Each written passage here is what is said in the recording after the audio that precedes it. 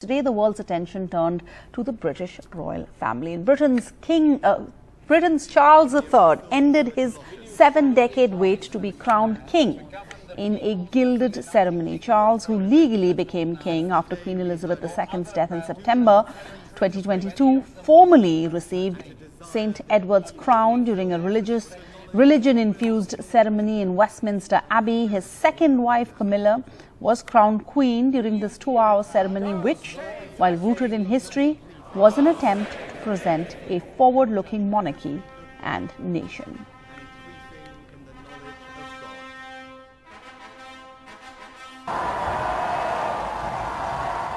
A new royal era in Britain begins.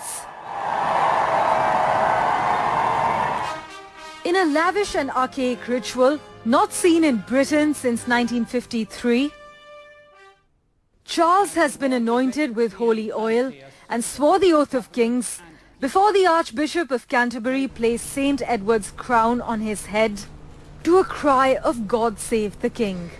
God save the King! God save the King!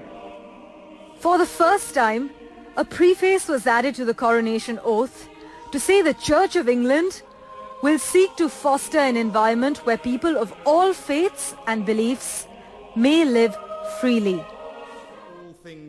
And a verse from the Bible was read by Prime Minister Rishi Sunak, Britain's first Hindu leader. Visible and invisible, whether they be thrones or dominions or principalities or powers.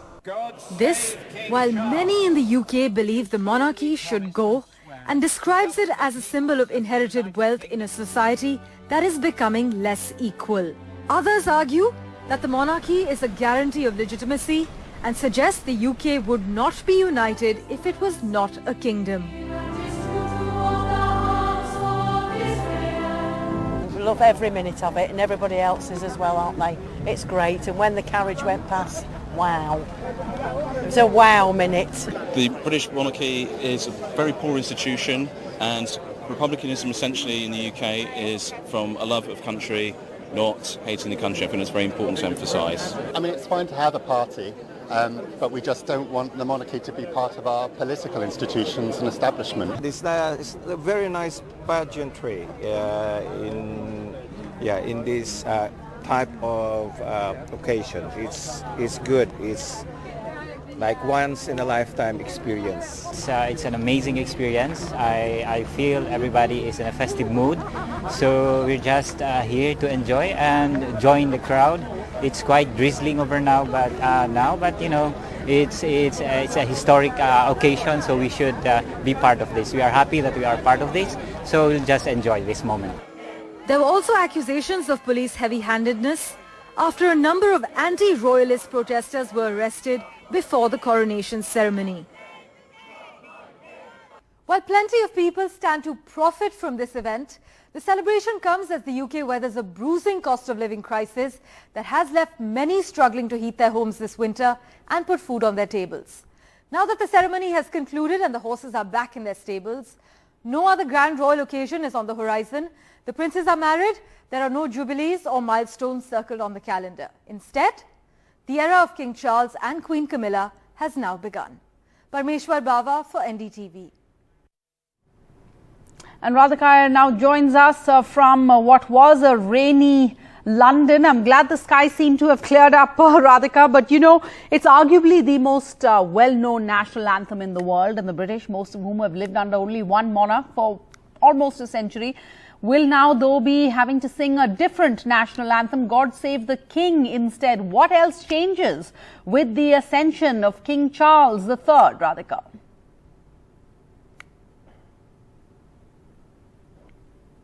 I seem to have lost you in between there, sorry for that. But yes, it's true, Sarah, that there is going to be a new national anthem now, God Save the King.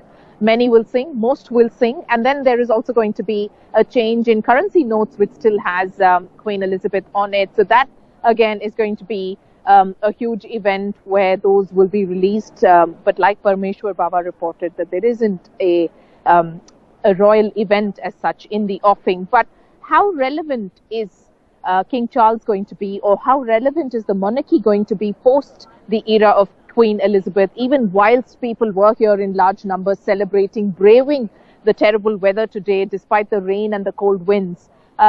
There was a YouGov survey that was done, and the results are just out, and 58% people across the UK still seem to believe that the monarchy brings the nation together and that it is very relevant. However, about 72% of the 58% who voted yes for the monarchy are the elderly, senior citizens who are above the age of 50, which is why over the last few weeks I've been speaking to so many young professionals, so many different kinds of people actually within the Indian diaspora, with the British white nationals here, as well as the very diverse population here in London that turned out in large numbers just to see the pomp and the ceremony and just the pageantry, which is quite a delight to watch, one must admit, having seen it several times, is that they would request or have this urge that the royal family must